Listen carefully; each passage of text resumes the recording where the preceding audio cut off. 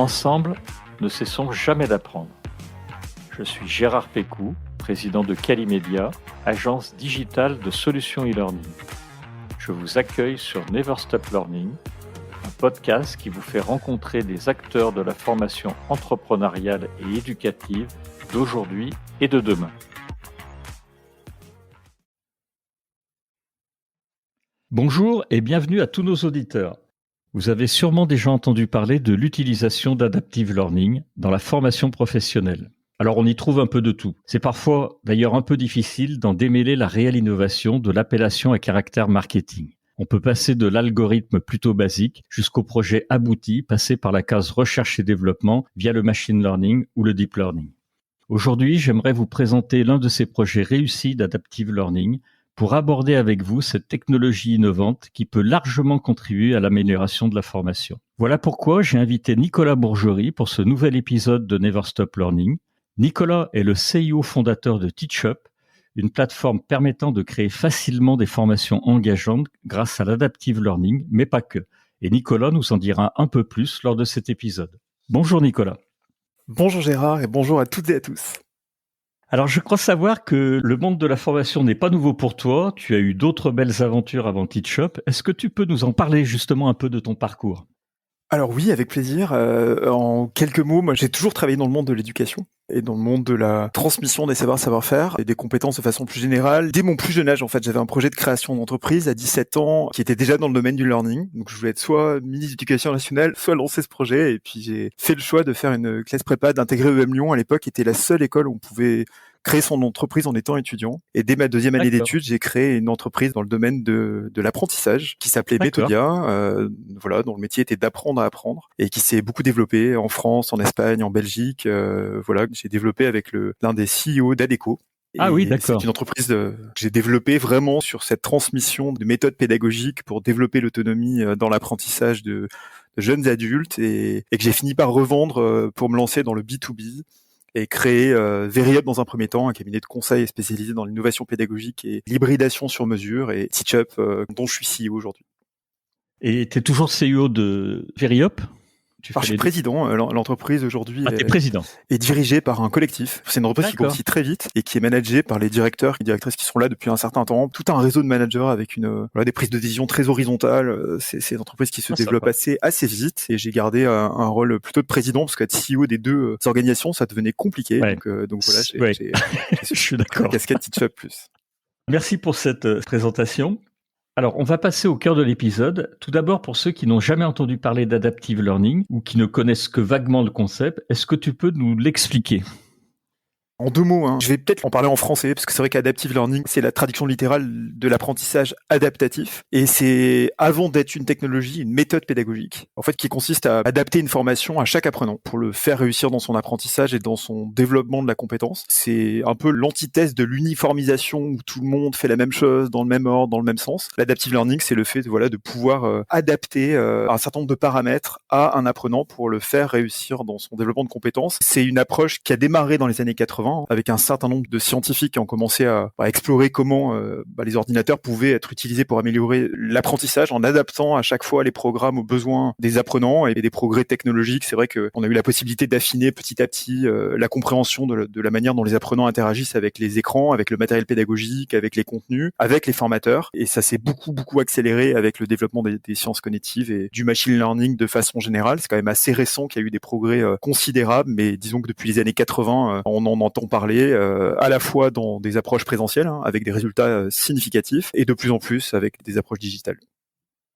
Et donc là, tu utilises clairement des intelligences artificielles pédagogiques. J'imagine avec ça que tu as fait de la R&D, que vous avez dû lever les fonds parce que le coût de développement de toutes ces technologies, c'est un peu costaud.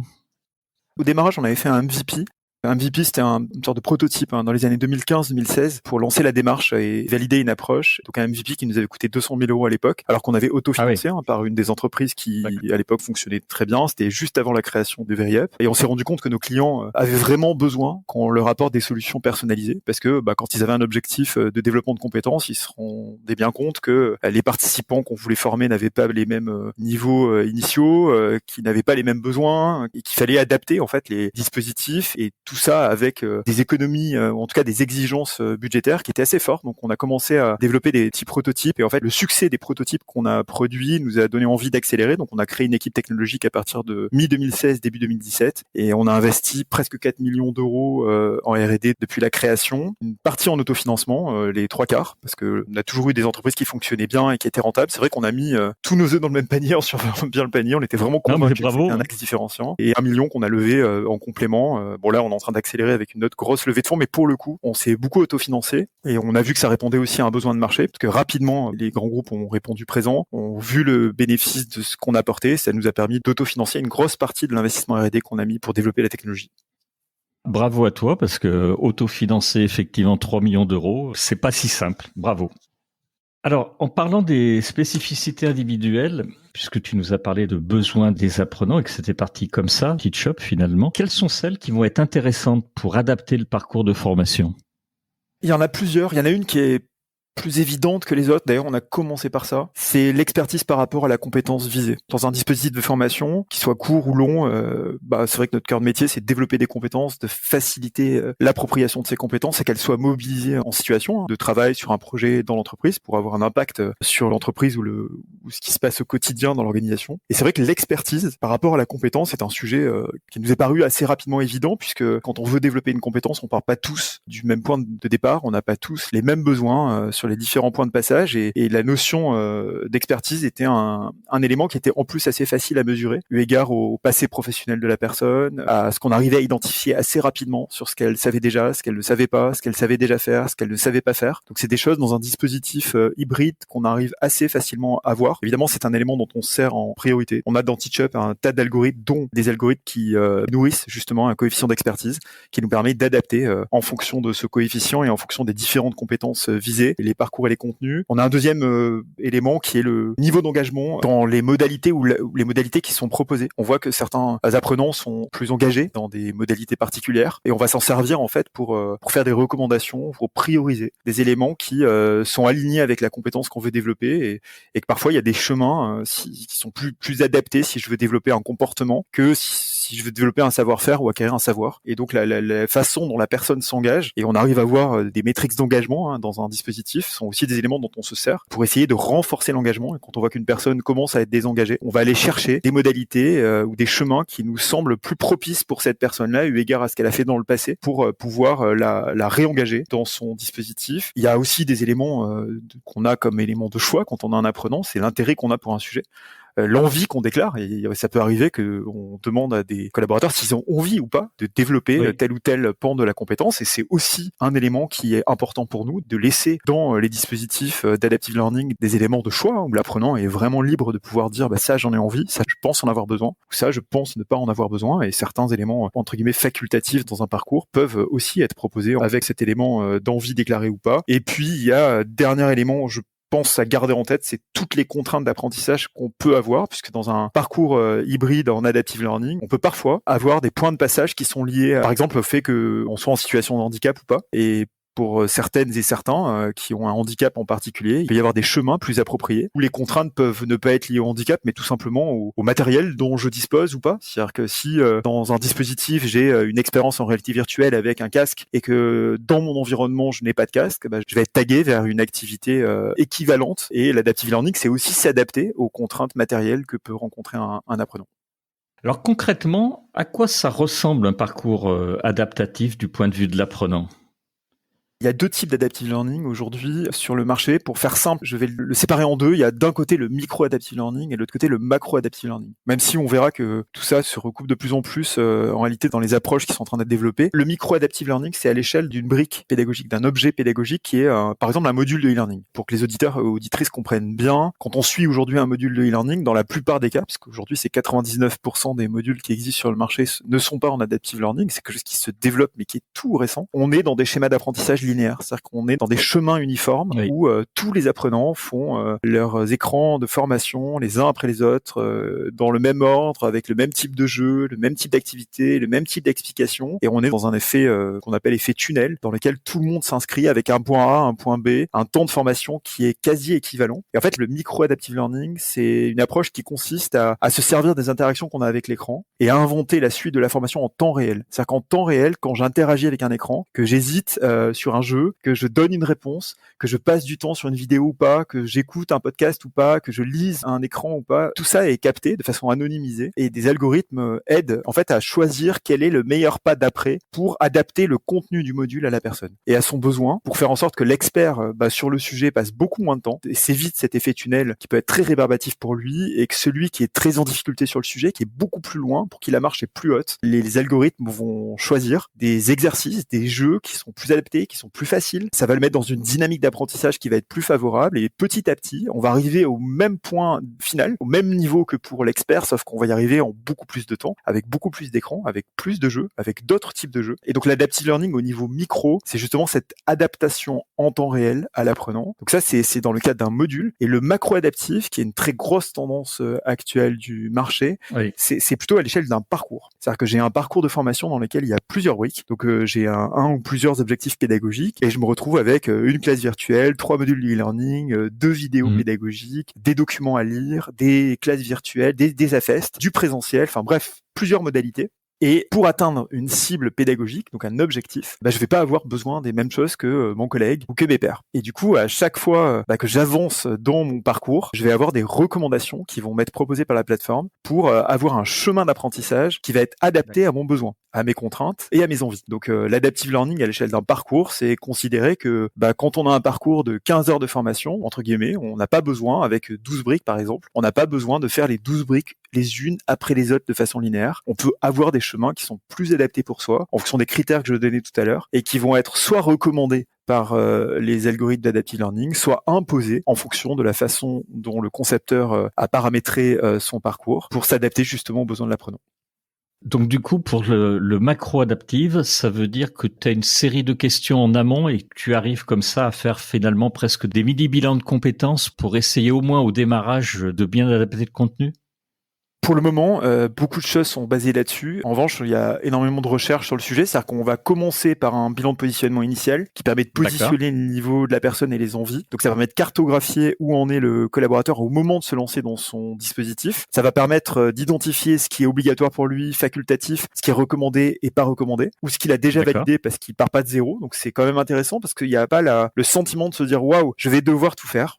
Déjà, c'est se dire, je pars d'un point qui est rarement d'ailleurs le point de départ à zéro, sauf quand on est complètement débutant sur un sujet. Donc il y a quelque chose de valorisant de ne pas démarrer de zéro. Et ça peut être à l'échelle de chaque sous-objectif. C'est-à-dire que la façon dont on le conçoit dans TeachUp, c'est qu'on fonctionne par marche, par objectif et par partie. Et on va le faire par marche. On aura des points de passage. Donc on peut faire des bilans au démarrage d'une partie, on peut faire des bilans à la fin d'une partie. Et en ce moment, on développe beaucoup de recherches sur le fait, entre le point de départ et le point d'arrivée, en fonction de tous les apprenants, ce qu'ils ont fait et l'expérience qu'ils ont eu, on voit ceux qui sont passés par tel ou tel chemin pour réussir l'évaluation de maîtrise intermédiaire et pouvoir faire des recommandations pertinentes. Si on se rend compte que, par exemple, je sais pas moi, la 4e étape qui est de lire ce document et la 5e qui est de regarder telle vidéo, c'est un game changer dans le fait de pouvoir développer la compétence. On va faire des recommandations appuyées pour que les apprenants qui viennent derrière puissent savoir, grâce aux recommandations de la plateforme, quels sont les contenus qui peuvent leur permettre d'atteindre la cible que l'entreprise a en tête.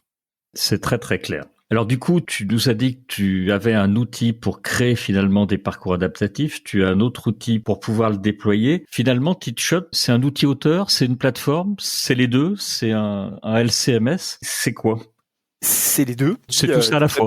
Alors c'est d'abord utilisé comme un outil auteur. Initialement, notre grande force marché, c'est quand même de créer des objets pédagogiques en adaptive learning. On a mis presque 80% en fait de nos ressources sur le fait d'avoir un outil auteur qui permet de créer simplement de l'adaptive learning. Parce que l'idée, c'était pas juste de créer l'adaptive learning, parce qu'on se rendait compte qu'il y avait une envie d'y aller, mais c'était la perception de complexité que les acteurs de marché pouvaient y voir, parce que il y a déjà beaucoup de ressources, de support, de contenu, beaucoup d'existants dans les organisations. Donc il y avait un très fort enjeu à travailler la transformation transformation de cet existant, la réutilisation de cet existant de façon dynamique pour y apporter des couches d'adaptive learning sans que les entreprises n'aient à tout recréer. Donc le fait de créer un outil auteur qui permet justement de créer simplement des parcours ou des modules en adaptif, ça a été l'essentiel de notre effort qui a fait qu'on en est arrivé là. Et petit à petit, on l'a développé avec 2 offres. Une offre qui s'appelle l'offre extension. Donc, c'est une extension sans LMS. C'est-à-dire des entreprises qui ont un LMS ou un CMS et qui se disent, mon outil auteur, il n'est pas assez puissant, il ne permet pas d'aller au-delà d'approches linéaires assez classiques. J'ai envie de renforcer l'engagement, de renforcer la mesure de certaines métriques. Ils utilisent Teachup comme une extension. Donc, c'est une offre extension. Et là, on est complémentaire des gros LMS internationaux du marché. C'est la moitié à peu près de nos clients qui nous utilisent aujourd'hui comme ça. Et l'autre moitié, plutôt les ETI, les organismes de formation PME qui nous utilisent comme LCMS. C'est-à-dire qu'on a développé une couche d'interopérabilité, une couche LMS. Alors on est vraiment sur les 20-80, on n'est pas le gros LMS, c'est pas notre axe. En fait, on s'est dit il y a des fonctionnalités LMS qui sont centrales. Ces fonctionnalités, on peut les développer avec une mix UI qui est sympa et on vient répondre aux 20-80 avec simplicité en fait. C'est plutôt ça l'axe qu'on a pris pour venir répondre aux ETI et aux PME qui n'auront pas les moyens d'acheter 2 abonnements, un LMS et un outil auteur et pouvoir cocher les cases pour elles. Mais du coup, tout ce que tu fais remonter avec le micro-adaptive ou le macro-adaptive, tu les fais remonter par les normes SCORM et ça peut se déployer donc sur n'importe quelle plateforme, si je te suis bien. Exactement. Alors, SCORM, c'est une des façons de s'interconnecter. C'est évidemment la norme la plus connue. Donc, on a commencé par ça, dans plein de formats différents d'ailleurs, parce qu'on a plein de formats SCORM différents pour s'adapter à tous les environnements du marché. Teachup aujourd'hui est diffusé dans presque 450 entreprises différentes, dont 250 grands groupes et 200 ETI, PME, organismes de formation. Donc, ça reste des profils extrêmement variés. Pour certaines organisations, il y a beaucoup d'enjeux de faire remonter la donnée. Alors, on développe beaucoup d'API en ce moment. C'est un peu l'axe qu'on a pris, de travailler l'interopérabilité avec les acteurs de marché pour ouvrir au-delà du SCORM les possibilités de compatibilité. Donc c'est vraiment notre gros sujet de cette année. On a développé le sans couture avec le SSO pour que les acteurs n'aient pas besoin de se reloguer indépendamment de leur mode de connexion. Le fait de pouvoir dans des environnements parfois très très contraints en matière de sécurité, quand même pouvoir déployer de l'adaptive learning. Donc on a développé aussi des approches offline avec un certain nombre d'algorithmes embarqués, notamment dans un univers de la banque, de la santé qui sont très très contraignants. Où on peut utiliser et du online et du offline. Donc on a développé toute une palette de modes de diffusion pour développer justement cette interopérabilité de nos objets pédagogiques en adaptive learning parce qu'on s'est dit que c'était un game changer pour pouvoir accélérer sur le marché. J'imagine qu'il y a quelque chose qui est fondamental dans la formation, je pense que tu vas être d'accord avec moi, c'est les décrochages. Est-ce que l'adaptive learning va finalement limiter ces décrochages après l'engagement? Et ça, tu en as très très bien parlé, et je comprends bien que l'adaptive learning là est super pour favoriser l'engagement, mais est-ce qu'on peut vraiment aller jusqu'à l'anticipation des décrochages?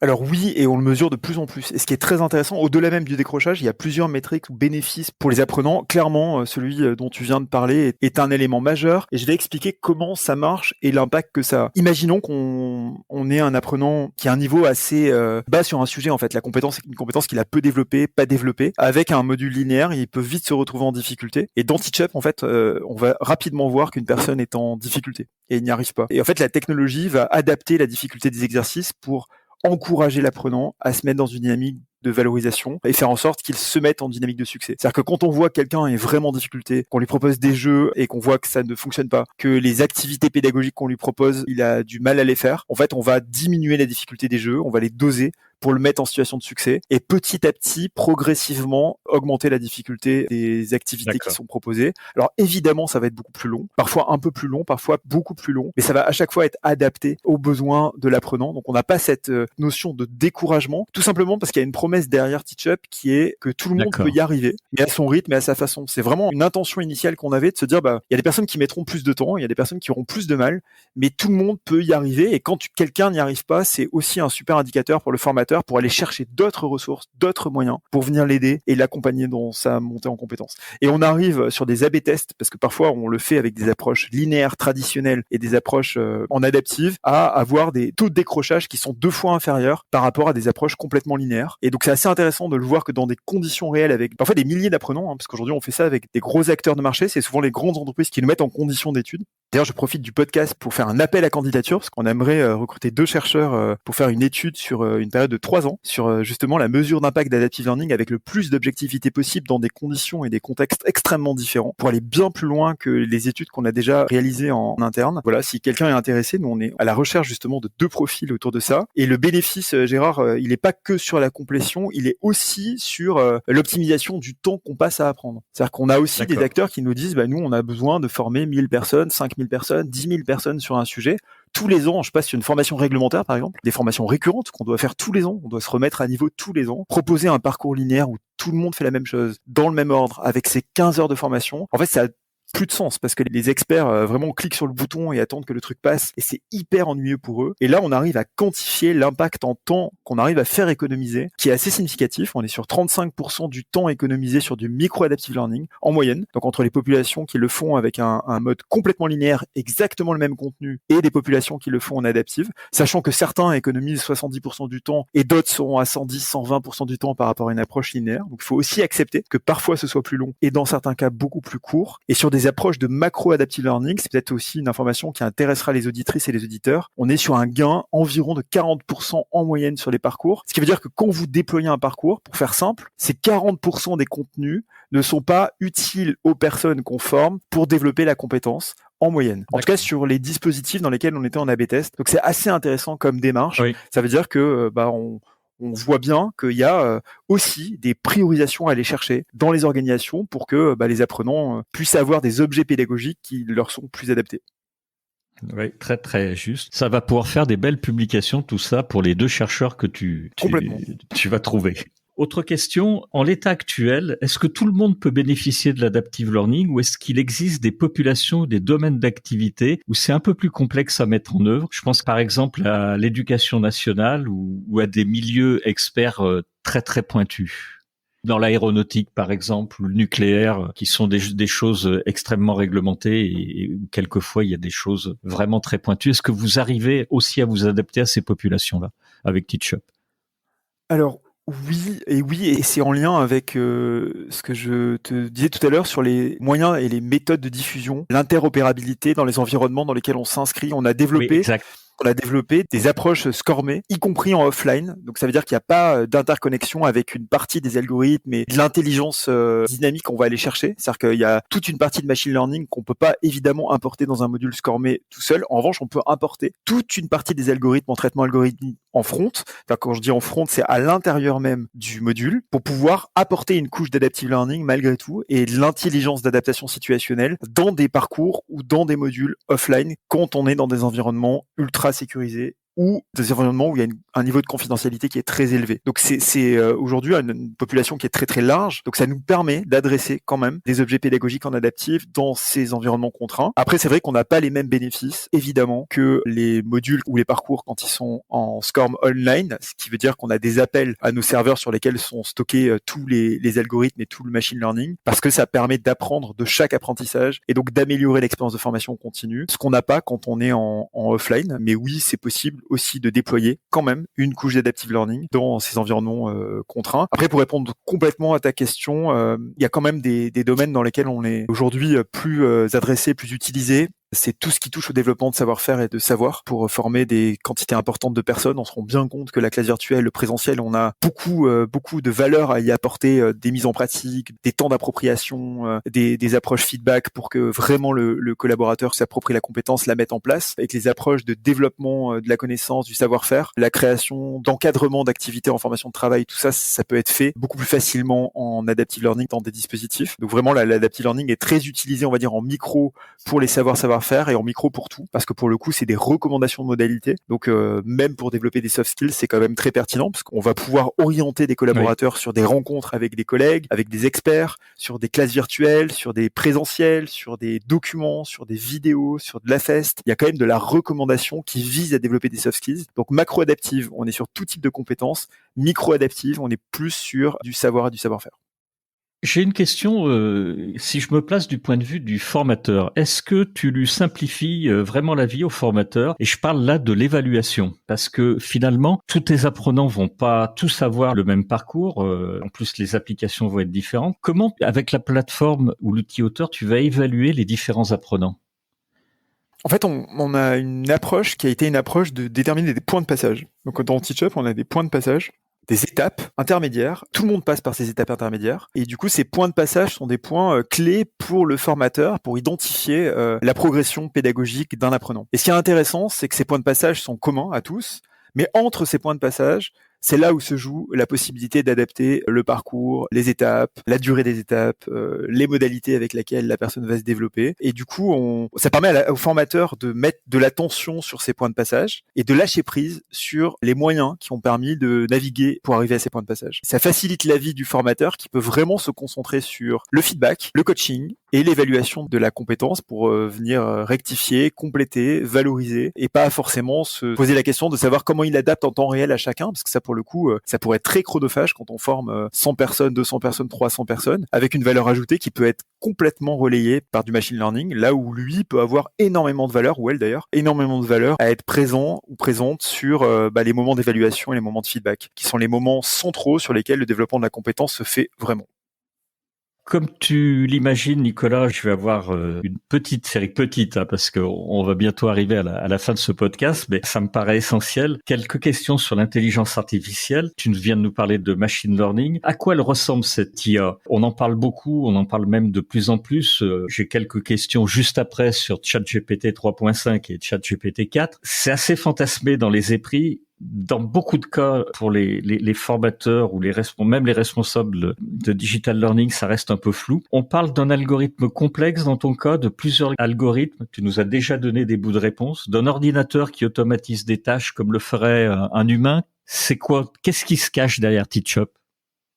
Faut comprendre pour aussi faire tomber le fantasme de ce qu'on met derrière, ce que c'est en fait, parce que il y a quand même une vraie rationalité qui est facile à comprendre, et je pense que c'est important d'expliquer ce qu'il y a derrière. En fait, derrière Teachup et derrière le machine learning dans le domaine de l'adaptive learning, parce que pour le coup machine learning on l'utilise dans plein de domaines différents, parce que c'est un pan de l'intelligence artificielle. Nous on est à la croisée de deux domaines qui font la valeur de Teachup, c'est les sciences cognitives d'un côté et le machine learning de l'autre. Donc les sciences cognitives, beaucoup de personnes maintenant savent ce que c'est, et il existe un tas de principes sur lesquels on s'appuie, principes d'engagement actif, des boucles de rétroaction, des études et de la recherche qui vient vraiment apporter de la valeur à la façon dont on va développer nos algorithmes, le fait de voir des développements d'efforts répétés justement pour aller chercher la donnée, pour la récupérer, pour développer justement ces traces mentales. On va aller entraîner nos algorithmes ou les développer avec des recommandations qui sont basées sur des apports liés aux sciences cognitives ou qui sont des apports des sciences cognitives. Et le deuxième point et le deuxième domaine dans lequel on est évidemment très en recherche et en développement, c'est la partie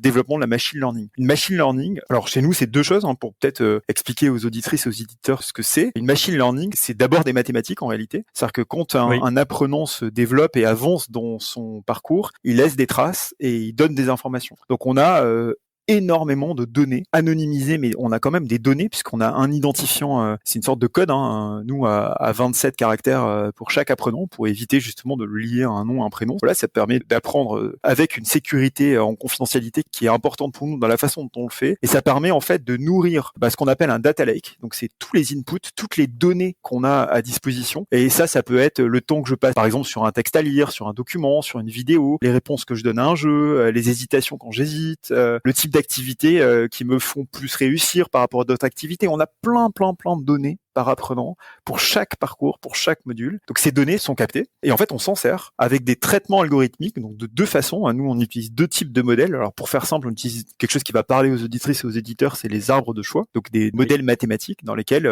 j'ai énormément de possibilités. Par exemple, quand je suis sur un input, l'écran d'après, je suis sur un jeu par exemple pédagogique dans ma formation, je viens d'interagir, je viens d'hésiter sur un jeu avec des étiquettes, on m'a donné une explication, l'explication j'y ai passé plus ou moins de temps. Nous on sait si la personne y a passé plus de temps que la moyenne des apprenants ou a tout de suite switché et appuyé sur le bouton. Donc en fait, on va traiter cette information pour nourrir en fait les algorithmes. Il y a plein d'algorithmes différents. Donc dans Teachup, il y en a un peu plus de 120 qui vont aider à faire un choix pour choisir le meilleur écran suivant à un instant T. Donc souvent, c'est des arbres de choix qui viennent changer les probabilités de tirage de ces écrans-là et qui viennent faire en sorte qu'on va orienter le hasard, au lieu d'avoir le même écran pour tous après ce jeu pédagogique, on a des algorithmes qui vont venir orienter le choix du jeu suivant ou du cours suivant pour l'adapter à un élément de contexte qui va être une interprétation de ce dont la personne a besoin. Et cette interprétation, c'est justement le biais qu'on introduit dans Teachup qui est lié aux sciences cognitives. C'est-à-dire que le biais, c'est pas un biais gratuit, c'est un biais qui est basé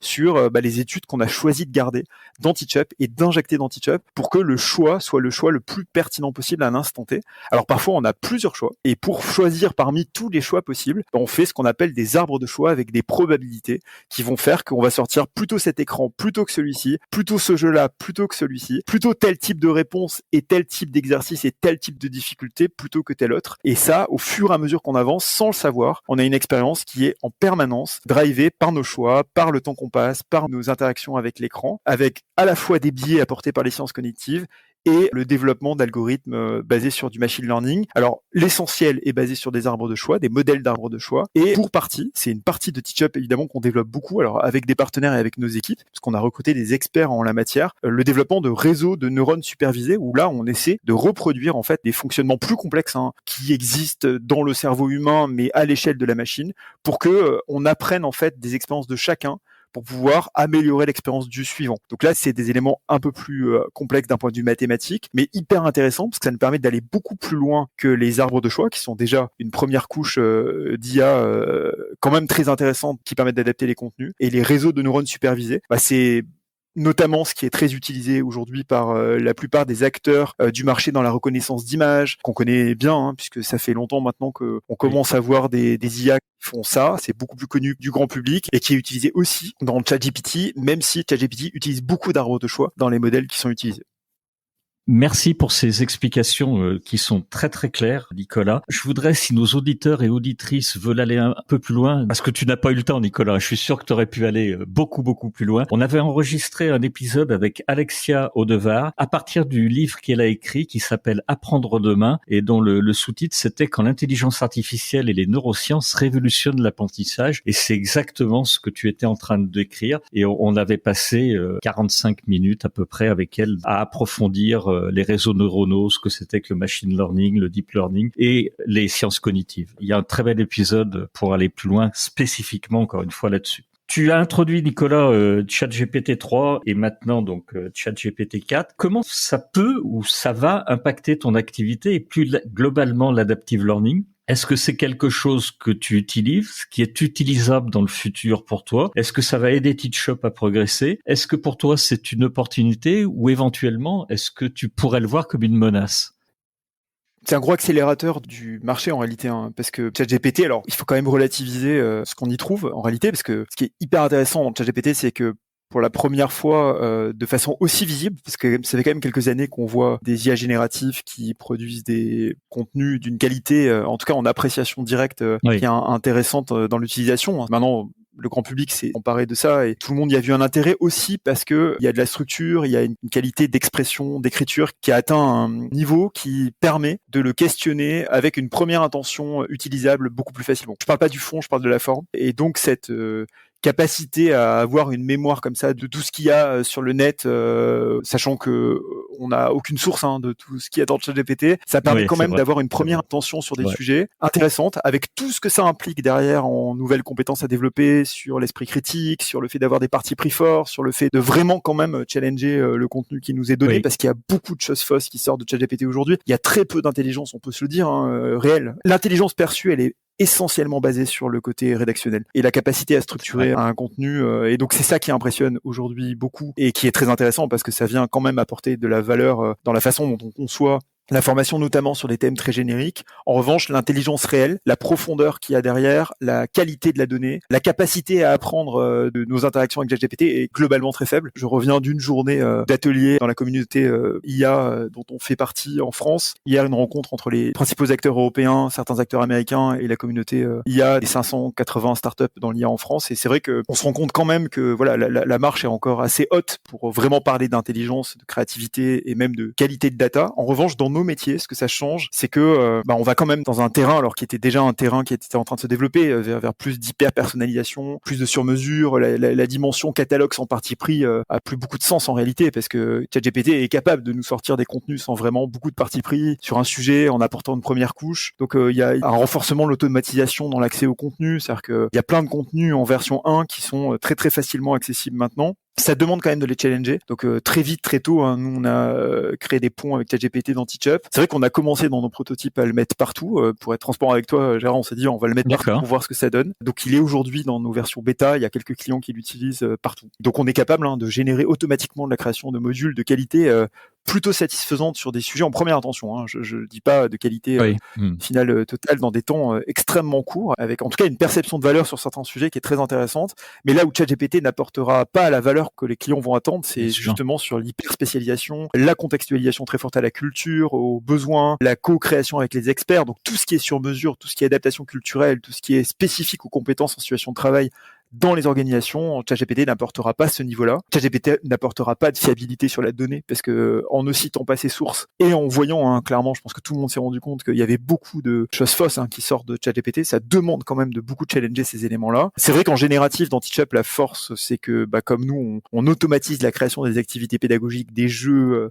plein de choses qui sont automatisées. En fait, on peut proposer aux auteurs des choix et faire générer par ChatGPT un tas de jeux pédagogiques de façon automatique. Et c'est vrai qu'on arrive à un taux de pertinence qui est quand même assez élevé, entre 80 et 90% de ce qu'on arrive à sortir. Alors c'est entraîné par plein d'algorithmes en fait qu'on injecte dans ChatGPT, donc qui permettent de renforcer la valeur pédagogique de ce qui sort et d'avoir quand même un taux de pertinence perçu par les concepteurs. Alors on est en expérimentation, on va sortir notre première version dans quelques semaines pour le grand public et pour nos clients, mais c'est quand même très intéressant parce qu'il y a un gain de temps extrêmement important sur tout ce qui touche à un premier niveau de contenu, sur des éléments plus génériques, plus globaux, sur un certain nombre d'éléments qu'on avait l'habitude de voir dans des offres catalogues dans les organisations, qui auront du coup de moins de valeur, et que les entreprises voudront faire sans doute un tout petit peu différemment grâce à l'apport d'un ChatGPT. Mais pour le coup, ça n'empêche pas de renforcer dans nos équipes learning le fait d'avoir des partis pris, le fait de développer son esprit critique et de faire de ChatGPT un allié en fait dans son développement,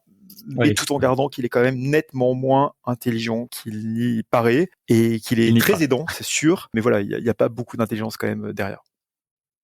On est complètement d'accord. Alors j'avais une question sur le futur de l'adaptive learning, mais finalement tu viens d'y répondre, puisque la personnalisation, tu viens de le dire, elle sera de plus en plus complexe et automatisée. Et puis, est-ce que l'humain va garder une place capitale? C'était une autre question, et tu viens d'y répondre aussi. Oui, même si tu injectes et tu travailles et tu lis avec ChatGPT, de toute façon, les sources, la pertinence, le fait de challenger tout ça restera du côté humain. Alors, j'ai une dernière question. On arrive au bout de cet épisode. Je t'ai écouté ce matin dans les grands débats organisés par ILDI, et je sais qu'il y a un sujet qui te tient également à cœur, c'est le numérique responsable, et on va terminer là-dessus. Est-ce que tu peux nous en dire quelques mots ? Oui, même si je vais le faire avec beaucoup d'humilité, parce qu'il y a beaucoup de choses et de marches à franchir là-dessus, mais dans le numérique, on en est tous là, Nicolas. On l'a pris avec... Je sais, mais c'est bien, et d'ailleurs je te remercie d'en parler, parce que comme il y a beaucoup de choses à faire et qu'on est dans une communauté où on peut beaucoup s'entraider dans la façon dont on le fait, je pense qu'il y a deux sujets qui me tiennent à cœur en matière de numérique responsable, même si ça pourrait englober d'autres pans. Le premier, c'est l'accessibilité. Je trouve très important de réfléchir à la notion de formation hybride en vue aussi de rendre plus accessibles nos formations pour les personnes en situation de handicap et qui ont tout type de handicap. Je pense qu'il y a un vrai enjeu à développer des technologies qui vont dans ce sens. Alors c'est pas beaucoup, mais on a mis 12% de notre budget de développement l'année dernière sur l'accessibilité pour atteindre un niveau qui nous semblait déjà pouvoir couvrir énormément de pans liés à l'accessibilité de tout ce qu'on sort comme objet pédagogique avec Teachup. Donc pour être vraiment parmi les plus évolués du marché. Donc c'est vraiment des investissements importants qu'on a mis, parce que on se dit que c'est un élément central pour rendre accessibles les dispositifs. Et l'hybridation est aussi un chemin, parce que parfois on voit bien qu'il y a des chemins qui sont pas OK pour certains types de handicap, et penser des voies parallèles en hybride qui peuvent être des alternatives à certaines modalités qui ne sont pas accessibles, pour que l'hybride devienne un accélérateur de l'accessibilité. Je pense qu'il y a beaucoup de choses à faire en matière de design pédagogique dans les organisations, et pour les auditrices et auditeurs qui nous écoutent. Parfois, en étant un peu malin, avec des coûts assez réduits, on peut aussi penser à celles et ceux, même s'ils sont pas toujours très nombreux, c'est quand même super important de leur tendre la main pour que eux aussi développent des compétences et leurs compétences. Et le deuxième sujet, c'était plus en lien avec l'empreinte carbone de ce qu'on produit. Souvent, quand on design des dispositifs, on se pose rarement la question de l'empreinte carbone d'un dispositif hybride. Enfin, moi, ce qui m'a marqué, c'est quand on a calculé notre empreinte carbone chez Veryup et chez Teachup, avec notre partenaire Hello Carbo et un autre partenaire en conseil qui nous aide là-dessus. En fait, ça m'a marqué de voir que c'était un des plus gros pans de notre empreinte carbone. Et on s'est dit qu'on avait un rôle à jouer aussi en tant qu'entreprise dans le domaine du learning. Et voilà, on travaille avec 450 entreprises. Si à chaque fois qu'on déploie, qu'on produit soit une nouvelle fonctionnalité, soit un dispositif via Veryup de formation sur mesure, on pense à mesurer l'empreinte carbone de ce qu'on est en train de produire et que parfois on fait même des choix en conscience en disant si j'ai 2 ou 3 ou 4 chemins pour développer la compétence et si je mesure l'empreinte carbone de chacun de ces chemins et qu'il y en a un qui clairement nous permet d'avoir une empreinte carbone, je sais pas moi, de 15, de 20 ou de 30% inférieure à tel autre chemin, alors que pédagogiquement on arrivera à la même cible, je trouve ça intéressant de se dire que à ce moment-là, au moment de faire un choix, on fait le choix de ce qui va être le plus respectueux de l'environnement pour préserver notre planète. Tout à fait. Je suis alors pour le coup parfaitement aligné avec toi et c'était l'occasion d'en parler également et c'est très important. On peut faire également mesurer l'empreinte carbone, faire les choix que tu viens d'expliquer. On peut regarder également le poids des pages. Il y a un outil tout bête, alors dont le nom m'échappe à l'instant, j'en suis désolé, qui permet de mesurer le poids simplement d'une page qu'on crée avec des outils auteurs, avec simplement WordPress pour les sites internet ou d'autres outils et qui permettent d'aider à faire ces choix-là. C'est des petits bouts. Mais si tout le monde faisait ça, on consommerait un peu moins. Et ça serait bénéfique pour l'empreinte carbone et comme tu viens de le dire, pour la planète. On arrive à la fin de cet épisode. Un très très grand merci Nicolas, parce que avec toi on a couvert l'adaptive learning, mais on a couvert bien d'autres sujets. Donc vraiment merci pour ça. Je remercie également nos auditeurs et nos auditrices qui sont allés avec nous jusqu'au bout de ce podcast et je vous donne rendez-vous pour le prochain épisode. Un très grand merci encore une fois Nicolas pour ta participation à cet épisode de Never Stop Learning. Merci à toutes et à tous et merci à toi Gérard. Au revoir.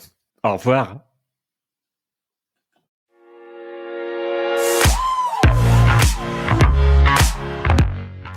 Vous êtes arrivé à la fin de cet épisode. Je vous remercie pour votre écoute attentive. Si l'épisode vous a plu, partagez-le auprès de votre entourage et donnez-lui une bonne note suivie d'un commentaire sympathique pour nous aider à grimper dans les classements. Je suis Gérard Pécou, président de Calimedia. Si vous cherchez une solution e-learning, rendez-vous sur calimedia.fr. Notre équipe vous accompagnera avec un très grand plaisir.